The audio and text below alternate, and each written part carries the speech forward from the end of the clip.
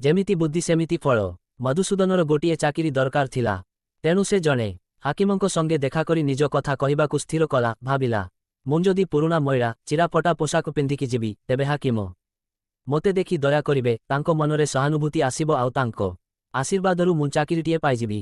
ଏ କଥା ଭାବି ସେ ନିଜେ ସେମିତିଆ ଡ୍ରେସ୍ ପିନ୍ଧି ବାହାରିଲା।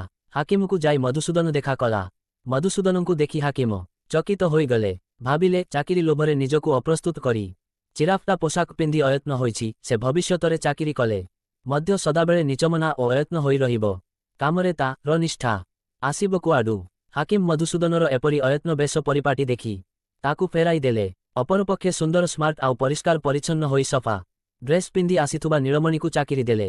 ମଧୁସୂଦନର ସବୁ ଯୋଗ୍ୟତା ଠିକ୍ ଥିଲେ ମଧ୍ୟ ବେଶଭୂଷାରେ ମନମୁଖୀ ଓ ଅୟତ୍ନ ମନୋଭାବ ଯୋଗୁଁ ଚାକିରି ହରାଇବାକୁ ପଡ଼ିଲା। ତେଣୁ କଥାରେ ଅଛି, ଭେକ ଥିଲେ ଭିକ ମିଳେ। ସବୁବେଳେ ନିଜ ବେଶ ପୋଷାକରେ ଯତ୍ନବାନ ହେଉଥିବ, ପରିବେଶ ଆଉ ପରିସ୍ଥିତିରେ ତ ଖାପ ଖାଇ ଚଳୁଥିବ। କାମରେ ନିଷ୍ଠା ବଜାୟ ରଖିବ, ମୁହଁରେ କହିବ ସତ୍ୟ, ଅସାଧ୍ୟ କାର୍ଯ୍ୟ ସାଧନ ହୋଇବ, ଶତ୍ରୁ ହୋଇଯିବେ ମିତ।